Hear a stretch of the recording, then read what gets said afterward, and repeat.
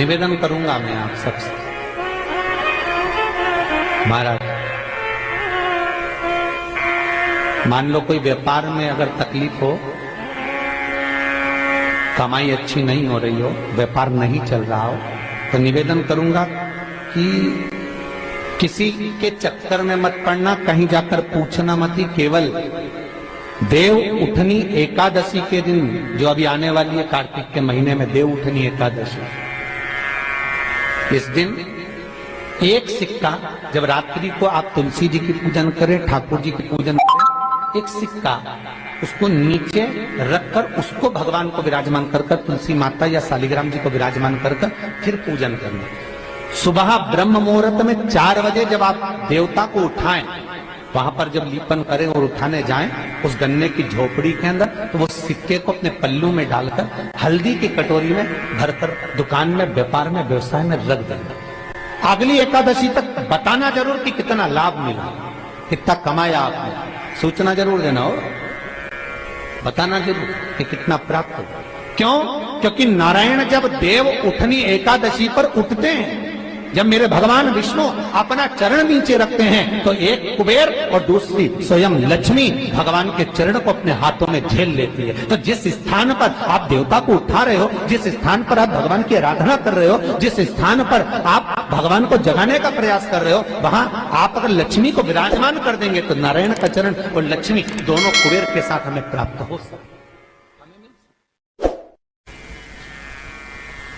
शिव जी का नाम लेकर महाराज किसी लड़का और लड़की का विवाह नहीं हो रहा, 30 साल हो गए, 32 साल हो गए, 34 साल हो गए, लड़का लड़की का विवाह ही नहीं हो रहा। बहुत टेंशन है माता पिता।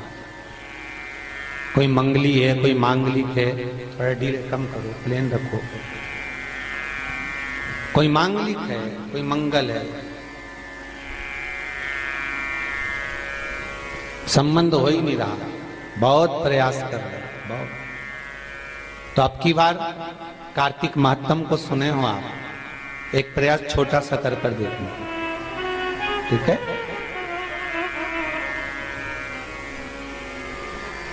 4 दिशा का स्मरण करिए, पूर्व पश्चिम उत्तर दक्षिण का। हथेली पर आटे का दीप लगाइए, घी भर लीजिए और 4 बत्ती उसमें अलग अलग रख लीजिए महाराज। थोड़ा सा पीला चावल हल्दी में कर उसमें डाल लीजिए। जो लड़का और लड़की का विवाह करना उसी के हाथ में देना है। और देव उठनी एकादशी के दिन, जिस दिन देवता उठेंगे, जिस जगह पर तुलसी शालिग्राम का आप पूजन करते हो, गन्ने के नीचे, ईख के नीचे तुलसी का क्यारा रखकर पूजन करते हो, वहां पर भगवान शिव और भगवान नारायण का नाम लेकर उस दिए को रगवा दीजिए और वहीं पर हल्दी का तिलक उस लड़का या लड़की का कर दीजिए और उसके हाथ में थोड़ी सी हल्दी लगा दीजिए। महाराज 2.5 महीने 3 महीने तो बहुत हो गए, उस बच्चा और बच्ची का विवाह पक्का हो जाता। आज भी कहते बेर भाजी आंवला उठो देव सांवल। चरण, पहला चरण जब नारायण पृथ्वी पर अर्थात आंवले के वृक्ष पर बैठकर आंवला नौमी से साधना करते हुए नेत्र बंद कर देव उठनी एकादशी तक भगवान तब साधना से जब पहली बार उठकर चरण रखते हैं, तो मेरे नारायण का पहला चरण भगवान कुबेर भंडारी अर्थात कुबेर स्वयं कुबेर देव भगवान हाथ में ले लेते और दूसरा चरण माता लक्ष्मी लेते। देखिए भगवान नारायण के एक चरण को हाथ में ले रहे हैं, दूसरे चरण को लक्ष्मी ले रहे हैं।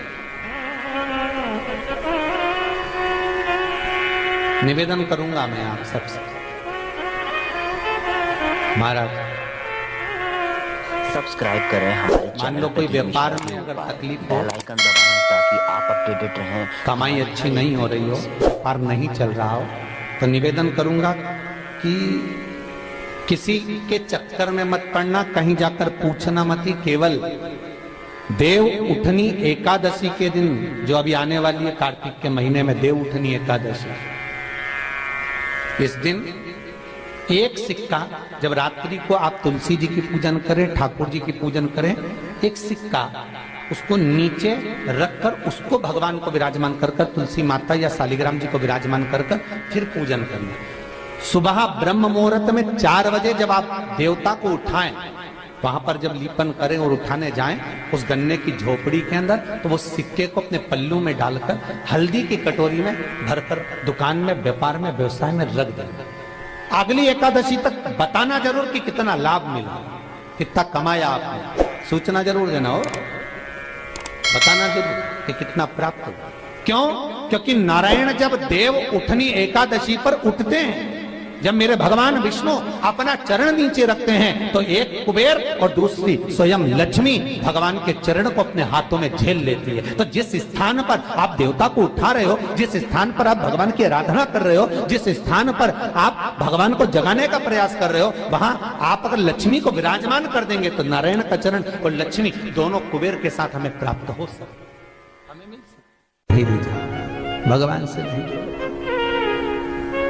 महाराज भगवान शिव ने रिझाया, भगवान नेत्र खोले, शंकर का दर्शन किया, और शिव का दर्शन कर कर भगवान आज नेत्र खोलकर लक्ष्मी से कहते हैं, लक्ष्मी आज के दिन मैं अपनी निंद्रा से त्यागा हूं, आज का दिन संसार में मंगलकारी होगा और शुभ फल देने वाला होगा, जिसके द्वार पर दीप लगाया जाएगा। आज देव उठनी एकादशी के दिन, इसलिए आज आतिशबाजी होती है, नगाड़े बजते हैं, घर के दरवाजों पर दिया लगाया जाता है।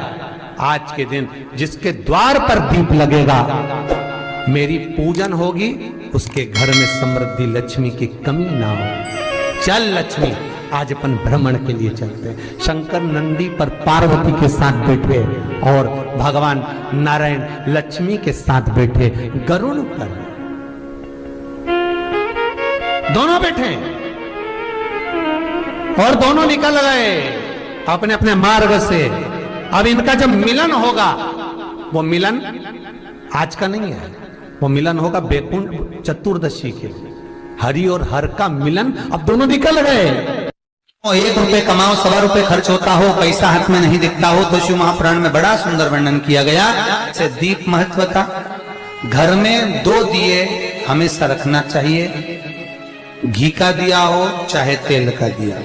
ज्यादा से ज्यादा दियों को बदलना नहीं चाहिए। जैसे मालूम पड़े आज ये वाला दिया लगा दिया, फिर 15 दिन चला उसको फेंक दिया, दूसरा दिया लगा दिया। शास्त्र कहता है, शिव महापुराण कहती है, जिसके घर में दिया एक लेता है और वही दिए में निरंतर बत्ती लगती रहती है, तो उसके घर में संपदा की वृद्धि होती रहती है। दिया ज्यादा नहीं लगता, संपदा की। बेलपत्री के पेड़ के नीचे सोमवार के दिन किसी ब्राह्मण को यदि या ब्राह्मण के बालक को खीर का भोजन करा दिया जाए, और यदि ये भी नहीं करा सके तो सोमवार की सोमवार शाम के समय अगर बेलपत्र के पेड़ के नीचे घी का दिया लगाकर आए, 5 सोमवार लगाकर आइए, अपने आप लक्ष्मी में बरकत बनना चालू हो जाती है, संपदा बनना चालू हो जाती है। क्यों? रुद्राक्ष का वृक्ष भगवान शंकर के नयन अश्रु से बना है, और बेलपत्री का वृक्ष माता पार्वती के नयन अश्रु से। इसलिए बेलपत्री के पेड़ के नीचे शाम को दिया लगाने से लक्ष्मी की प्राप्ति होती है। व्यापार नहीं चलता तो लक्ष्मी आती है, कहीं पैसा डूब गया तो लक्ष्मी प्राप्त होती है। हजारों लाखों गुना पुण्य बेलपत्री के पेड़ के नीचे की मिट्टी का शिवलिंग बनाकर पूजन करने से प्राप्त हो जाता है। हजारों लाखों गुना पुण्य। जिस लड़का लड़की का विवाह नहीं होता, बेलपत्री के पेड़ के नीचे शिवलिंग का निर्माण कर कर, उसका पूजन कर कर, आराधना कर कर, घी का दिया लगाकर शंकर भगवान के शिवलिंग का विसर्जन शाम के समय करे। एक घी का दिया मंदिर से विसर्जन के बाद आकर फिर बेलपत्री के पेड़ के नीचे लगाए, और बेलपत्री के पेड़ के नीचे लगाकर 7 परिक्रमा बेलपत्री के पेड़ की कर ले। झोली पसार कर प्रणाम करके बेलपत्री के पेड़ के नीचे की मिट्टी को सिर पर लगा ले और चले जाए। 3 से 4 महीने के अंदर उसका विवाह पक्का हो जाता है। हमारा ये साधारण नहीं है। लक्ष्मी तू इसके नीचे निवास, इस बेलपत्र के नीचे तेरा निवास है, तू यहां रहे।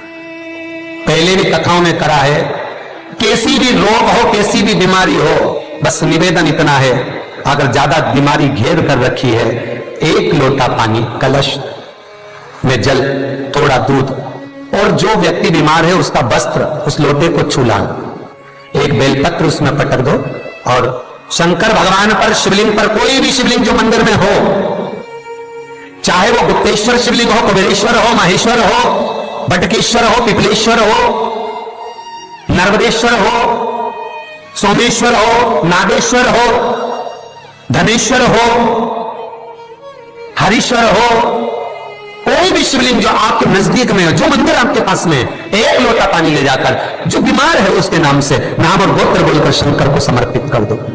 महाराज, मुझे पूर्ण विश्वास है मेरे शिव पर आराम लग जाएगा, लगभग आधा घंटा, 1 घंटा, 2 घंटा। शंकर को 12 महीने शिवरात्रि आती है, हर महीने शिवरात्रि आती है।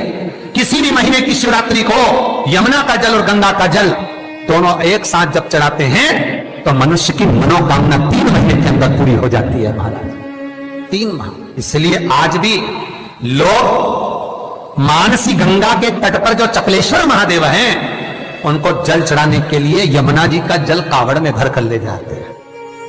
कावड़ में कहां लेकर जाते हैं? चकलेश्वर महादेव पर। यमुना मथुरा से जल गोवर्धन लेकर जाते हैं, चकलेश्वर महादेव, चकलेश्वर महादेव यमुना का जल लेकर जाते हैं। शास्त्र कहता है मानसी गंगा के तट पर, गिरि गोवर्धन जी की परिक्रमा में जो मानसी गंगा पड़ती है, मानसी गंगा के तट पर चकलेश्वर महादेव विराजमान है। यमुना जी का जल भरकर जो प्रदोष के दिन चकलेश्वर महादेव को 3 बेलपत्र, 1 शमी का पत्र उसमें कलश में डालकर, 7 चावल के दाने उसमें डालकर, जिस व्यक्ति से पैसा लेना हो वो नहीं दे रहा हो, रुपया अड़ गया हो, कहीं व्यापार में डूब गया हो, धन नहीं आ रहा हो, वो जल जो शंकर जी को, चकलेश्वर महादेव को समर्पित कर देता है, उसका धन गया हुआ 6 महीने के अंदर उसके पास वापस प्राप्त हो जाता है। चकलेश्वर महादेव। मैं फिर निवेदन करूंगा, जीवन में अगर दुख है, तकलीफ है, कष्ट है ज्यादा, तो शमी वृक्ष की 108 पत्तियां, 133 पत्तियां, 111 पत्तियां, शमी वृक्ष की पत्तियों को लो, शंकर भगवान पर समर्पित करो, फिर जल चढ़ाओ, फिर समर्पित करो, फिर जल चढ़ाओ, फिर समर्पित करो, फिर जल चढ़ाओ। 133, 111, 122 जितनी बार बन सके समर्पित कर कर आपका दुख शिव से कहो, शंकर सुख देगा, ये सुख देगा। कई लोग कहते हैं भगवान शंकर को भांग प्रिय है। शिवरात्रि के दिन लोग रात भर भांग घोट घोट के शंकर भगवान का नाम ले लेके खूब पीते और बदनामी मेरे भोलेनाथ की करते कि शंकर जी का प्रसाद है।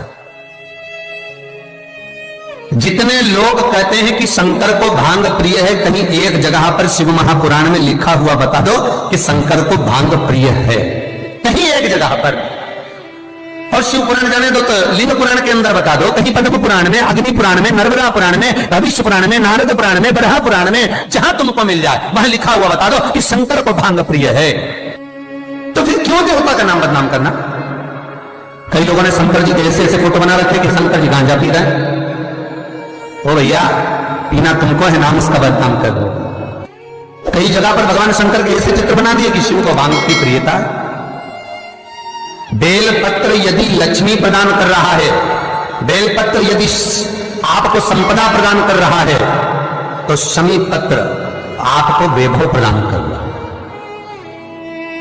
शमी पत्र आपके जीवन में सुख का अनुभव करा रहा है। शमी पत्र आपके जीवन में अटके हुए काम को सिद्ध करा रहा है। वैभव, कार्य सिद्धि, सुख, ये शमी पत्र प्रदान करता है।